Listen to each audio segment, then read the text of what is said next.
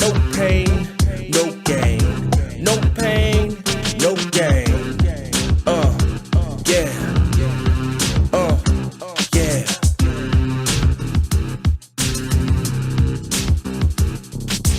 Yes, let me get something off my chest. Pain is a test of the spirit of the flesh, a system of stress. How can I express? Pain is a virtue on the path for the best. A bulletproof vest. Hey everyone, welcome to another episode of No Pain, No Gain, Entrepreneurship Made Real. I'm your host, Jay Rook, today, and we are psyched to be here with Dr. Cindy McGovern, the First Lady of Sales and author of Every Job is a Sales Job. Cindy, thanks so much for joining us today.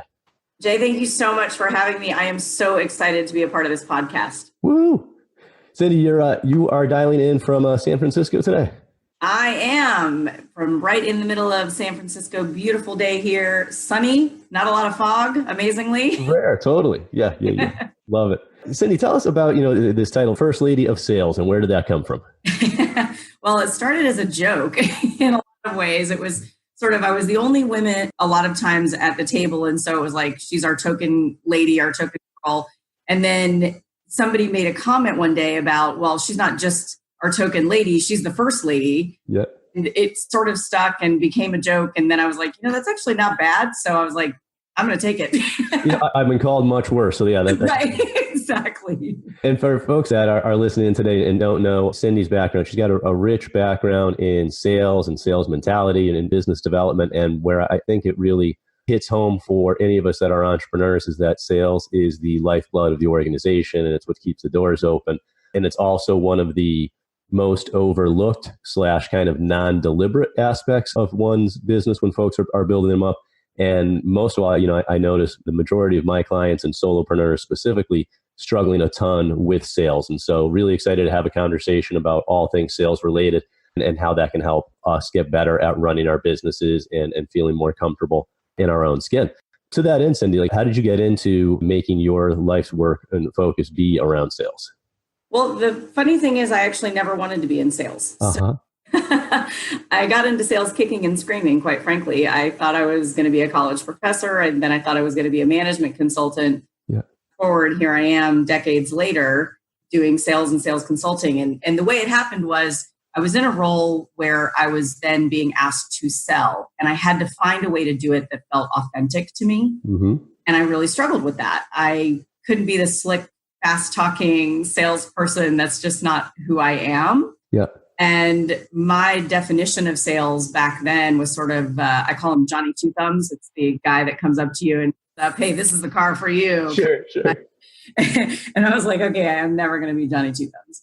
Yeah. I needed to figure out something that felt more like me. Mm-hmm. And I read books and I talked to a bunch of people and actually interviewed a lot of people and was able to find sort of my niche in more of the consultative sales methodology, but really being authentic and being able to walk away if it wasn't the right fit for them, for me, for any number of reasons. And being able to do that helped me to then realize, oh my gosh, if I can sell, so can others. Sure. That became my life's work, is helping other people who maybe didn't even see themselves in a sales role, or like a lot of your listeners who are entrepreneurs, solopreneurs, who have amazing skill sets, but maybe don't see themselves as true sales people. Sure. I want to help. When you're mentioning the authentic aspect of it, what I find so peculiar about sales is everybody has that archetypal perfect salesman type mentality in their mind. It's usually someone that's really quick on their feet, is comfortable with hearing no, keeps the pressure on. We think about all those Glenn Gary, Glenn Ross type of selling environments. And so one of the things that I think is so interesting, if we compare sales to the self-help industry, there's a lot of similarities, and both involve a lot of vulnerability and self-exploration in order to get better at them. But one of the things that I see is people grabbing, I love the term shelf help books, grabbing self-help books off the shelf indiscriminately and basically putting together 10 different gurus, mashed up plan for how they should improve their lives. And they notice that they still struggle at the same things over and over again. Similarly, when we look at sales and we get attracted to those types of charismatic, archetypal sales figures, and then we try to make ourselves be like that person, If we're not naturally wired and inclined to be that way, it's like trying to teach your cat to bark. Right. Yeah. We just frustrate ourselves more, and it just serves to further reinforce that limiting self-narrative around I'm not good at sales. And so would love for you to talk a bit about how folks can tap into that authentic sales style and figuring out what's right for them. And final thing before I give the reins over to you here would be, there is that authentic style that everybody has available to them that they have to find. And there are some, certain fundamentals about the discipline of sales that people need to embrace regardless, whether that's a frequency metric or how they present their offer or learning how to handle objections. Those are all part of the mix, but yeah, fire away. Yeah. So it's funny because a lot of what you just said resonates with me because I did a whole lot of self-exploration, and I'm not going to lie, there were a lot of self-help books in trying to find my voice in sales. Yeah. And it was really hard because I needed to find a way that was really, the Cindy version. And so what I would tell your listeners is take what we're sharing with them today, but find your own voice, like find the pieces of each sales process that speak to you, that, if you like this person's style. And even as a consumer, we're sold to every day. Yep. What did you like about the person that just made the sale to you at the dry cleaner? What did you like about the restaurant down the street? Like, learn from those folks that feel genuine to you. And so I think part of finding your sales style is really about first addressing the fact that you think sales is icky. I call it the ick factor. And I think it's absolutely true. And I think it's absolutely true even for most salespeople. Yeah. Ick piece of this. Mm-hmm. We feel like we're pushing onto someone or we're having to make the sale to make quota or whatever. And so in the very beginning, what I'd tell folks is address the ick factor and know where it's coming from. Is it that you're afraid of no? You're afraid that you are going to be pushy? Is it that you don't know what you're selling or you don't know how to articulate it? Address where the ick is coming from. And that's actually going to help you be able to formulate a better plan for how you want to go sell. Sure. And I think another piece is with your own sales style, don't try to become someone else. Don't try to mimic, Glengarry Glen, one of my favorite movies still today, Coffee is for Closers. Sure. But I think the challenge is we see those archetypes and we go, oh, that's what I'm supposed to be. I don't want you to become salesperson number 47. Yeah. I want you to sell like you talk to me. People are building relationships when they're selling. I think a lot of times when you do go the Johnny Two Thumbs route and with what I call transaction ships, which is you're only as good as your last sale and there's no trust built. And so a big piece of it is knowing what's going to be authentic for you, what kind of relationship you want to build, and then looking at those ways that you like to be sold and learn from those. I love that. And going back to that self-exploration component, trying to figure out, what is authentic for you. I think there's this blend of vulnerability and courage. And oftentimes I think we get stuck in sales. I think it's particularly apropos that you're here today as the first lady of sales, because I think sales can be a little bit more on the masculine end of the spectrum if we think about the energies that are usually associated with it. And it's usually more like I'm doing something to somebody. And like you said about that trust factor. So for the courage part, I think we tend to overplay the courage and don't sit enough in our own vulnerability of how we want to be to find that voice. And so when you're saying to find one's own style, if you're not naturally comedic and you don't like telling jokes, but you have a salesperson that, cracks a joke and something works, don't start telling jokes because that's not your style. Similarly, humor is your shtick.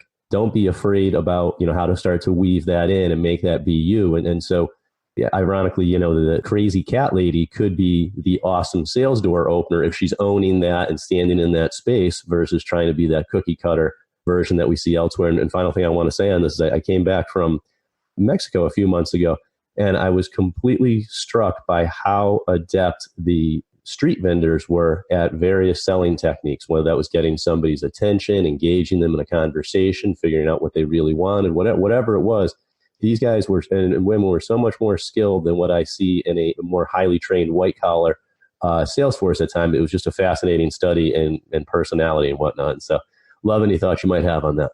Well, and it's also amazing people watching. So Totally. And it's funny because to answer your first piece about sort of looking at who you're going to be in sales and how you're going to become yourself and looking at those self-help books and that sort of thing. I think one misconception about salespeople is that we're all extroverts. That's not true. Oh. If you look at probably my Myers-Briggs or something, I'm probably definitely on the extrovert side, but I recharge my batteries very much like an introvert. Yep. I actually probably sell more like an introvert because I'm a listener seller. Mm-hmm. And so I find that a lot of folks who aren't amazing at sales sometimes because they are trying to do the show. They're trying to show you what they've got, trying to show you, Yeah. rather than taking a step back and really listening to what the other person wants. And my guess is the street vendors got attention, but then sort of found that piece and that thread that they could keep you talking as you were walking. Right. Yes. Yep. And that's pretty magical when you can do that, but that's because they're paying attention. They're listening, not with just their ears, but their eyes and watching body language. So Sure. Good on them.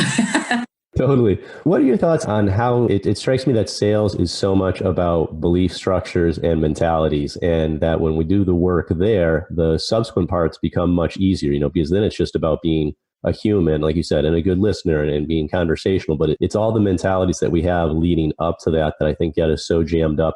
What do you typically see in your work with clients and your beliefs around how some of those structures may need to change before somebody can get better at sales? Well, it actually goes back to the question you asked a second ago with regard to sort of men and women and where we sit in the energy. And I think a lot of it is around permission. And there's a section that I always talk about in my speeches and kind of the work that I do with folks of, have you actually given yourself permission to sell yet? Really thought about it, because oftentimes we think, okay, I've got to hit this quota, I've got to sell this many or something. But have you really taken a step back and said, I actually deserve to make this sale? And here's why. And giving yourself permission to take those steps. And it's so hard for folks, especially if you're selling something like for a solopreneur, you're selling you. Right. That's really hard. And yes, there's a way to sort of do the humble brag, but it's still hard to stand there and go, I'm awesome, you should hire me. Yeah. And really be authentic. And so I would say a lot of the inner work for folks is around giving themselves permission to know that, yes, you deserve this. And yes, you can do this. And then going into sort of having a sales process. And I think that's the next piece that they have to decide for themselves is there is a process. There is a formula to sales. You know it from our backgrounds, but a lot of folks in the entrepreneurial space, there's this feeling that, but I have this great skill set, I'm going to bring it to the world and then people are going to want it, right? Yeah. While that would be amazing, it's not always the case. And so what I want to also help people to realize is it's not just about giving yourself permission to do this, but then knowing what your plan is going to be going forward. What's your next step? What's the step after that? And then the perseverance with regard to how you're going to stay on top of your sales as well. Right. The other hard part, especially for a solopreneur, when you're delivering work, you're not feeding the top of the sales funnels. Yes. It's this up and down and up and down. And so being able to make sales part of your routine, that is a mental game. That is an inner game that you play where it's like, okay, every day I'm going to make sure I do something to bring in new business or to attract new business. And you stay diligent for that. But it goes way back to that mentality around it and being clear on, I'm going to do this. I deserve it. Being intentional.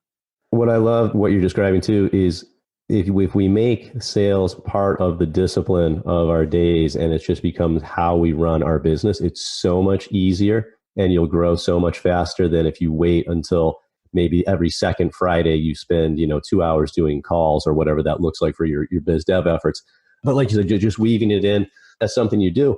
And then as you've named this process, I think it's valuable for folks to map out what their process looks like for them. And this doesn't mean that you're working off of a script necessarily. It's that you've got enough structure to allow you to be creative and free form in the moment, but not so much that, that you're mechanically reciting things like in a bad telemarketing script.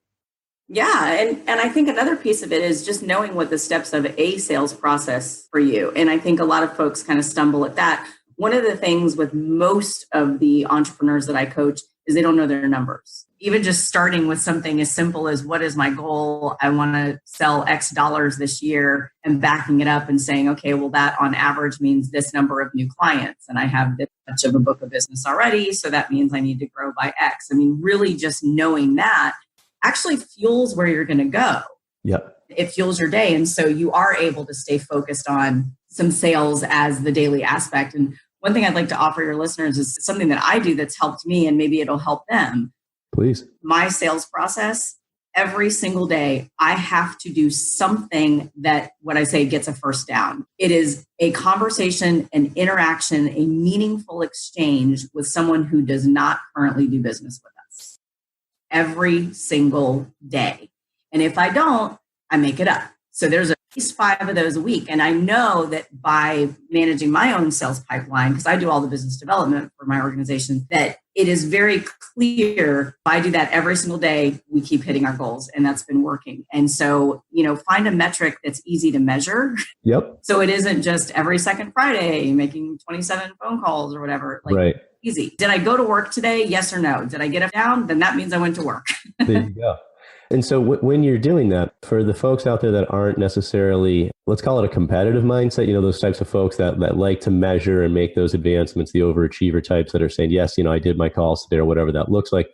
And I'm thinking specifically of more heart-based, creative type entrepreneurs that aren't motivated that way. How do you work with them to set up those same disciplines and metrics, but maybe not call them the same thing? It's not like, hey, I made 10 cold calls this week. It might look something like maybe focusing more on their impact or the way that they're helping people, but I would love to hear how you work with that. So that actually fits. I'm sort of one foot in that world and one foot in the numbers world because and I had to sort of hit my stride as a salesperson, what kind of salesperson I was going to be. And so I tend to measure impact a lot. And I am a bit of a helpaholic. That's who I am. It's what I do. And that's how I measure. And as a coach, a lot of times you don't get the glory, which is totally fine with me. Actually, I want the others to get it. So I think part of what folks need to realize is what measuring aspect matters to you the most. Is it helped 5 people this week? Great. Now that's wonderful, but is that bringing you new business? So from a sales aspect, if you helped 5 people, then did you ask them to introduce you to other people? Yeah. Or did you thank them for their business and say, hey, keep me in mind for somebody else? Like, how are you using the impact that you're making to continue to grow your book of business? And I think a lot of times we do get wrapped up in the heart aspect of it. It's like we help people and we love it and it feels good. But that's also where we get trapped in terms of that entrepreneurship and the waves of finance really going because we don't have a steady stream. So again, going back to making it authentic for you and making it clear of, okay, this is going to be my measurement. Every single day, I'm going to talk to somebody that doesn't work with me. Or for those helpaholics out there like me, every day, I'm going to try to help a new person. Maybe that's how you measure it. It's every day, instead of me having that meaningful exchange with a prospect, maybe it's you putting yourself out there to help somebody that didn't know you existed or didn't know that you could offer this kind of help. All day. And one thing I love about what you just said is that it also introduces a nice opportunity to realign with your organization's larger mission and purpose when you do that each day, which can be easy to lose track of and just kind of get caught up into the day-to-day to-do list things.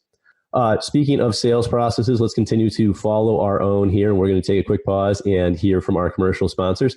When we come back, we're here today with Dr. Cindy McGovern, First Lady of Sales and author of Every Job is a Sales Job.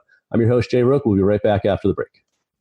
What's up, no pain, no gain listeners? Jay Rook here. Hey, I got a great opportunity for any of you that are experts, consultants, coaches, speakers, etc., that are looking for more exposure, more credibility, and a greater reach. The opportunity here is to actually get your message out on TV.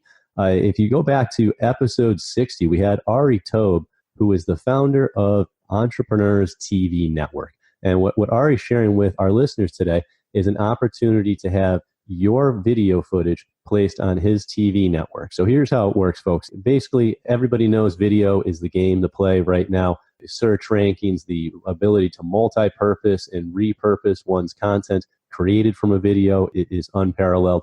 And so what I'm offering everyone today is an opportunity to connect with Ari, check out the Entrepreneurs TV Network, and learn all about what he's got. So if you want to have your message put out and increase your reach, get additional exposure, and basically not have to worry about getting eyeballs onto your message, but just want to focus on creating your content, getting your messaging right, check out what Ari's got. Here's how to look more into it.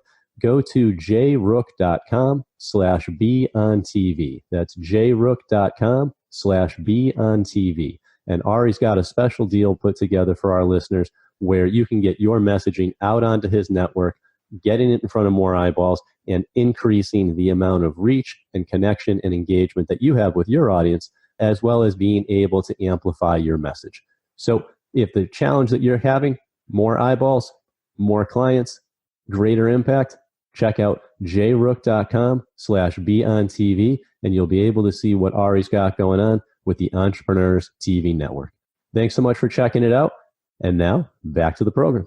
Take care, folks. Hey, everyone. Welcome back to No Pain, No Gain. We're here today with Dr. Cindy McGovern, First Lady of Sales and author of Every Job is a Sales Job. Cindy, before the break, we were talking about process. And I think one of the things that I love best about steps or processes is, again, it provides that structure and framework where we can settle down and then be present and be in the moment and be doing our better work. Any particular steps or processes that you would recommend folks embrace to start to get their own arms around how they view sales and what they work on? Absolutely. I am a big fan of process. I am a to-do list girl. I like to be able to box on things. So I have quite a structure, and I think it actually helps me to stay accountable to the things that I claim that I want to create in my life, because I say I want to do something, but then if I do write it down, I will, make sure I remember to do it and that kind of thing. But I have kind of a formula that I use when I'm coaching folks, and I think it may be helpful to the entrepreneurs that are listening to this too, because a lot of times it is wrapping our arms around a sales process, and it feels ginormous sometimes. Where it's like, how do I even start? Where do I begin? What do I do? So I have kind of 5 steps that I have people look at with regard to sales. And it's plan, look, listen, ask, and then follow up. And basically what that means is, if you're going to be successful in sales, if you're going to make a successful sale, you've got to have a plan for it. And that includes the things we've talked about already with regard to giving yourself permission that you deserve this. You've planned for the conversation. You've researched your prospect or the person you're going to be speaking with. Anything that goes into sort of, this is where I want to go and this is my roadmap to get there. I always joke that I think of the old vacation movies, the old Chevy Chase ones. Clark Griswold always had a plan and always went awry, but he still had a plan. So regardless, have the plan. Go Griswold on this. Totally. Yes. Yeah. And if you do, once you have that plan, it actually changes your outlook, and you start seeing sales everywhere because you're looking for opportunities to promote yourself or to promote your business or to find people to talk to that you can help. So with that clear plan, you start to look. And that's the second step, is look. And there's actually something called blue car syndrome. I don't know if you've ever heard of it, but basically when you buy a blue car, you start seeing them everywhere. Oh, sure. Yeah. Sorry. Gotcha. Yeah. Buy a pair of boots, you're going to start seeing those everywhere too. Right. Literally the same thing with sales. Once you have that plan and you're intentional about trying to reach that plan, you start to see it everywhere. And so you've got to look for those opportunities. And I think for entrepreneurs in particular, they really are everywhere. Right. So often we are head down focused on our business or focused on our clients. We're missing it. Yep. So I think coupled with the plan, going to provide you more opportunity to even get out there and sell.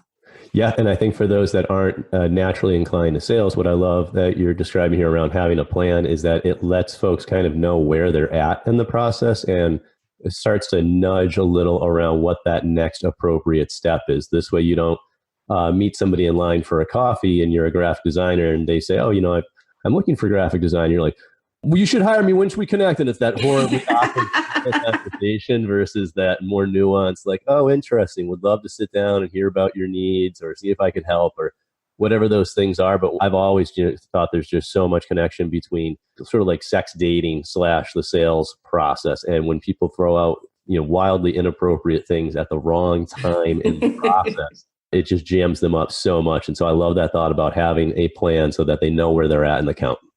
Yeah, it's unbelievably difficult to get out for me and sell without the plan. I mean, I'm not a wing it kind of gal. Sure. Got to have that plan in place. And I think in a lot of ways that actually gives me more confidence. Yes. So back to folks really feeling like they can do this and embracing sales and taking the ick factor out of sales. if you've got that plan, you're going to feel like you've got a better foundation to go have those conversations with people. And those conversations, I mean, honestly, that goes to step 3, which is the conversations are just listening. Yep. Listen to other people, listening to what they need and seeing if you do have something that can solve it. And that's where my helpaholic nature comes in, because even if I can't help you, if I got a guy, I'm going to tell you about it. Sure. Yeah. And I think if you look at sales as asking questions and being curious and trying to find a solution for them, whether it's you or something else, it's such a cool place to be. Yeah. And I think I'm naturally curious, so I ask a lot of questions. I've never met a stranger. Yeah. For your listeners, and especially for entrepreneurs, asking the right questions is key as well. And so I would encourage that part of your plan also be to plan for those questions when afforded the opportunity. Well said. You ask that person in line at the coffee shop. Yep. And, when you just mentioned that sort of that helpaholic type aspect, I think something that's worth pointing out is that when sales is done well, it feels good. You walk away with that real sense of having benefited somebody, improved something, whatever it is. It's not that transactional victory, limited amount of pie slices type of thing. It really does feel good inside. And when it is that love fest feel good cycle, that's also when you're most likely to get more referrals, better testimonials, et cetera. I know I'm rambling off here. You had step 2, which I believe was look. Yep. And then listen is step 3, which I just mentioned in terms of really digging in and looking for ways you can help them. This is where the helpaholic piece comes in. Yeah. And at that point, and only at that point, if you find a way to help them, then you go to step 4, which is ask. You ask for the sale. You ask for them to buy from you, or the referral, or whatever the ask is in that moment. Right. And that goes back to planning. You got to know how you're going to ask too. Sure. It's funny, Jay, this is where I see even the seasoned pros screw it up. Yeah. They assume that they had a nice conversation with somebody, so they'll buy from them, or they assume they had great rapport, so of course they trust me. Yeah. Not true. Yeah. You got to ask. And the example I always give people is if you're married, somebody asks somebody a question at some point. Nice. There you go. I like it. If you're looking for a firm commitment, there must be a question that they can answer. Yes, I like that. What about, in the looking part of it, for better or worse, I think I'm like many entrepreneurs where I see too much opportunity everywhere. And so that, when I'm not disciplined, has me offering things that are sort of at the edges of my bailiwick or that aren't particularly dialed in for that situation, versus being able to know my lane and say, oh, I could do that, but here's my colleague of mine that I think is the best at it. I work more in this area. How do you folks help folks figure out how broad they should be looking at these opportunities? It's an awesome question, because I think for us helpaholics, that's the hardest part. Right. Because we find a way to help them. We'll find a solution, whether it's truly in our lane or not. And that's something I had to learn as well as an entrepreneur myself. When I started my own company, I just wanted to help. Yeah. Yeah, I can figure this out. Yeah, I can help you with this. And that's not really where I needed to be. And so I would encourage you, again, I feel like, what is the lane you want to be in? And I'll give you a quick example. I get folks that want us to help them with hiring salespeople. Mm-hmm. Sure, makes sense. We're sales coaching, we're sales training, we do consulting around that. But they're like, well, can't you help us hire? Yeah, we could. Yeah. It's not what we do. And so being able to say, we're happy to do a final round interview or something of that nature, but there's a lot of time that goes into hiring people. And especially for entrepreneurs and solopreneurs, as you're building your practice and you're building your business, you got to look at your own ROI. Mm-hmm. If you're going to be doing something that, yes, will help someone, but it's not really the ROI you need to build on, that's probably not a good spot. And so I think as you begin your journey or re-begin your journey, as the case may be after listening to this podcast, get clear on that plan again of who you want to be when you grow up. And if it's, I want to do transformational coaching for yoga retreats. Okay, great. Yeah. Then that means you're no longer going to be doing interpersonal seminars over here. Yep. And literally sticking to that lane. And I think that's also where I try to build out a network of people so that if I don't do it anymore, I do have someone. Sure. And I say, gosh, I'd love to help you. That's not really our lane, but I really trust this gal over here. And that, again, will hopefully bring you more referrals too, because I would hope she's doing the same for you. Yeah, absolutely. And when you come from that service-based mentality, I think it's important to remember that at some point in time, if you start having too many masters, you can't really serve anybody effectively. And learning to be okay with disappointing people or not being able to help and solve every single situation, and recognizing that point in the sales conversation where the fit's not there, and that it's okay to kill that conversation and move on to something. There's a explicit language Key and Peele episode on YouTube. I think it's a Key and Peele telemarketer, if you type in. And it's about this ruthless telemarketer who ends the conversation every time he realizes that the sale's not going to go somewhere. And it's epic, but it really dials it in. So I encourage folks to check that out. Okay, I'm going to check that out as soon as we get off this phone. Totally. So you mentioned the ask part, and then the final step being the follow-up, which I think is where the game's often won or lost and where most folks are kind of the sloppiest, but I'd love to hear your thoughts on it. So for me, the follow-up is actually one of the most important steps. I think the planning is the first one, and then the follow-up is really key. And this is where I have found I can be myself. I was raised in the South originally. I was raised writing thank you notes and sending them. And that served me really well in the business world because that's still me. And a silly thing that I do, but really matters to me, is every fall around Thanksgiving, I take a day off and I sit at my dining room table and I just write out thank you notes. Impressive. And it's handwritten. It's from me.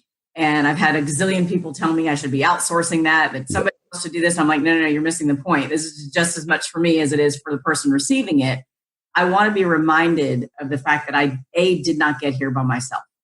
Powerful. And I want those people to know the impact they made on me and continue to make on me. And these thank yous go to people that I haven't seen for years, helped me along the way. And that's just one example of one of the things I personally do in follow-up. But I think for following up in sales, we make the sale, we do whatever we're going to do, and then you move on. That's not a sale. That's a transaction. Yeah. It's creating a way that this is an authentic part of your process to keep in touch with people. And, I'm not saying you have to go write 500 thank you cards every Thanksgiving like I do. Sure. I do think it's really important that you find a way to follow up with people to help them know the impact they made. And another quick example is I used to be a college professor before I did this. Yeah. I wrote, dozens of recommendation letters for kids to go to grad school and whatnot. Sure. And I still have a few that will keep in touch. And the joy that brings me when I get that email to know somebody just became a nurse practitioner. Sure. I wrote her recommendation for nursing school years ago. Yeah. And it sounds like that's not part of the sales process, but believe it or not, she's selling me. Yeah. She's letting me know the impact I made on her career, keeping me in the loop of that. And you know what? If she needs a favor or another recommendation, guess who'd be in her corner? And so I think for the listeners today to look at follow-up as really one of the most important parts of your sales process. And it all comes from gratitude, in my opinion. It all comes from being grateful that they trusted you to buy your service or partner with you or use your services, and that they're willing to then become an advocate for you. Yeah, I think that staying top of mind aspect is huge. And especially if you've done good work with this person, you're already 90% of the way there to another referral or perhaps a follow-up gig or whatever that case may be. As you talk about gratitude, what I love about that process is I bet you the gratitude process then makes steps 1 through 5 sound and feel different because you've remembered for yourself what you brought to the table and the positive outcomes and the helping aspect, and that you're not doing anything to anybody. And when you're able to come in and own, like you said, that impact that you had on the woman that became a nurse practitioner into your next sales call, I've got to assume that affects your tone, your credibility, how you emotionally engage, and all that good stuff. 100%. It fuels me. Sure. My joy from seeing other people succeed. And that's exactly what it is. I mean, that's really why I get up in the morning. Yeah. To be able to help others win. I had a client call Friday night, and it was 6:30 at night on a Friday night. And he landed a huge account that we had been coaching him on. And it's huge. And he called at 6:30 at night to tell me. And I'm like, I was more happy than he was. Sure. Yeah. I get that. But he followed up. Sure. This is his sales process of following up with me because I was able to make an impact with him. And I think in our day and age, we move so quickly in business. Everybody understands that. And there is a certain forgiveness around that we don't stay in touch as much as we could or should. Mm-hmm.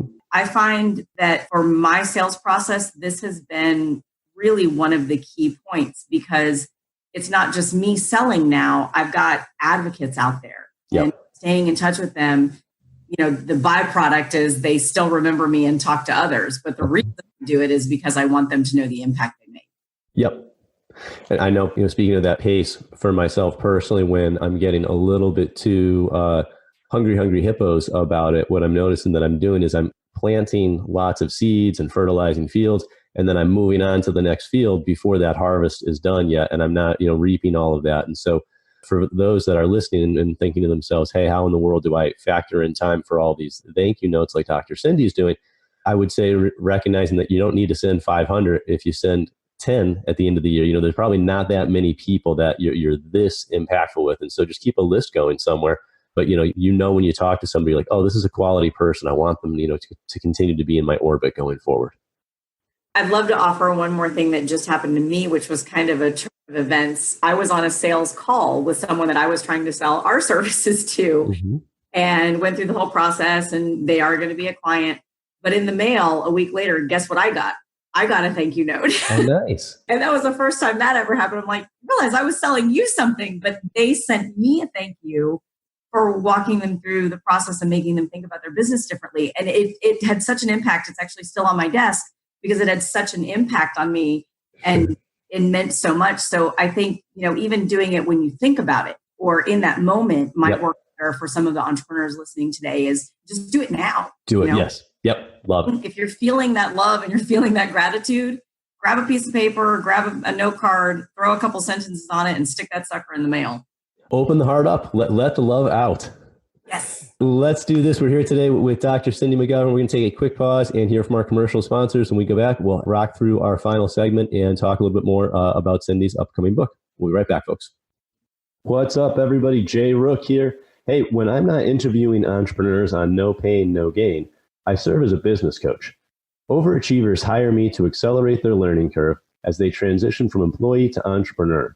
Because the reality is that most virgin business owners waste valuable time figuring it out and run out of money before the business becomes profitable. How do I know this? Because I'm a former attorney who later worked in corporate, and I've got a few fails under my belt. Like the time when I tried to leave corporate and I launched my own restaurant, which quickly turned into an involuntary nonprofit, and I lost everything. But that's a story for another day. But when I'm working with these folks, what I do is I help my clients learn how to think like entrepreneurs and avoid the common pitfalls of first-time business owners. Bottom line, when they're laying it all on the line and failure isn't an option, I help them realize their dreams before they lose their savings and their sanity. Most of my clients wanted to launch their own business for a long time. They desperately don't want to fail, and they need to launch their business. Like it's in their bones, and they won't be complete until they try to prove it to themselves as to whether they could do it or not. Main benefits of working with me are that my clients have a trusted advisor that has their back and removes the isolation of entrepreneurship. We get their business up and running with the proper fundamentals and market strategy in place. And in becoming a successful entrepreneur, they grow into the person they want to be. Imagine if you could move through the world as a successful business owner. What would that be worth to you? If you're interested in seeing if we're a fit to work together, visit my website at jayrooke.com. That's jrook.com. And you can check out my mastermind, group, and one-on-one coaching opportunities and learn about retaining me for speaking engagements. Thanks for listening, and I sincerely appreciate all of your referrals. And now, let's head back to the show. Hey, everybody. Welcome back to our final segment in today's episode of No Pain, No Gain. I'm your host, Jay Rook, and we are here today with Dr. Cindy McGovern, author of Every Job is a Sales Job.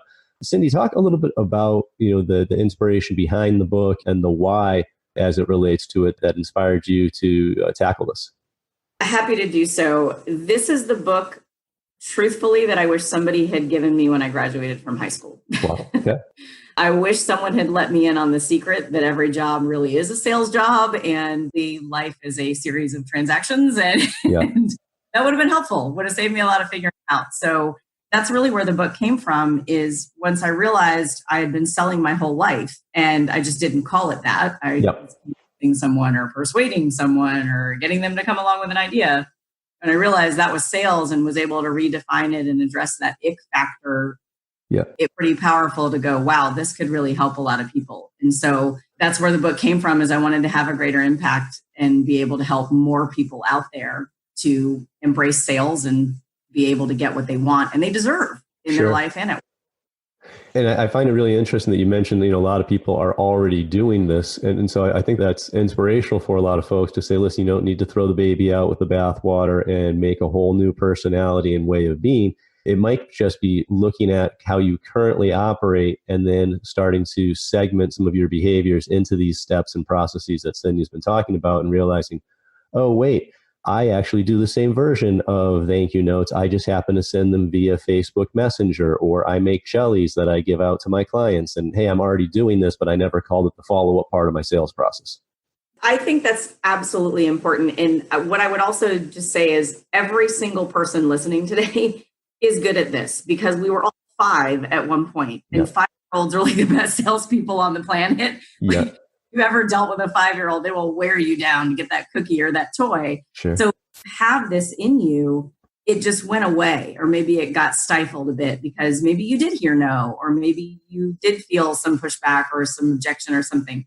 But remembering the fact that you already know how to do this and you are successful at it, it's just putting a little bit of a box around it to help you do it more effectively. Yeah.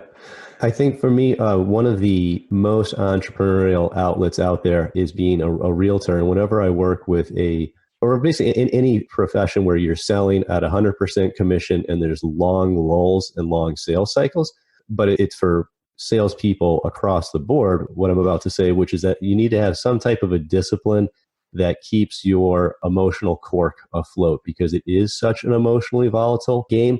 And so I'm curious, how do you advise your clients around managing the emotions of it? And does the book focus on that or help people segue into it?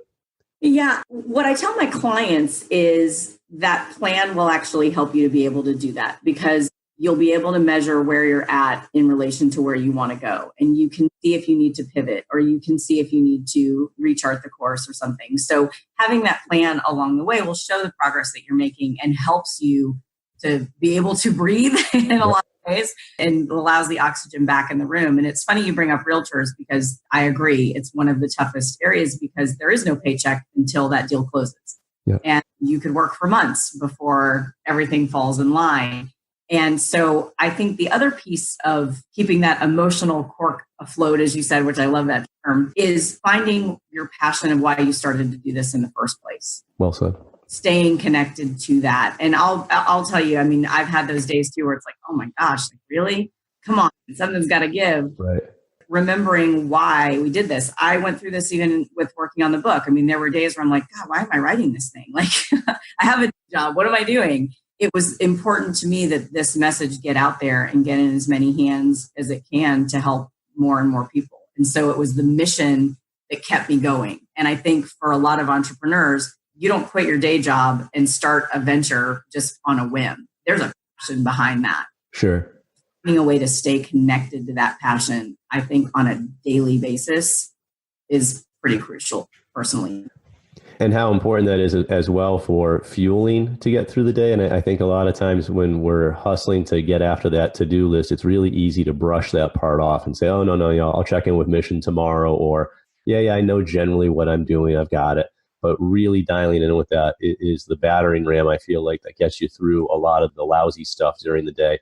And it helps prevent you from getting knocked around as these events occur. So I'll share one more little, Cindy. I actually have a feel-good folder that I keep. Nice. And it's the I don't suck today folder kind of thing. Yeah. And it's emails that people have sent. I actually have a paper one that still has some thank you notes and things.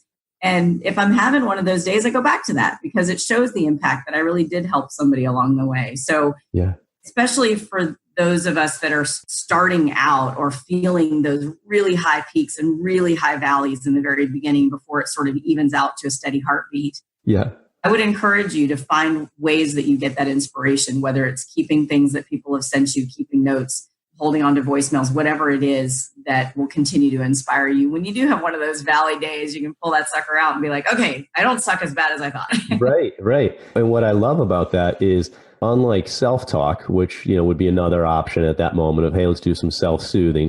There's just so much extra credibility around the external ones where you're like, no, somebody actually did this. This isn't just trying to be nice and inflate myself. Like, these concrete examples of impact in the world. So I like that a lot.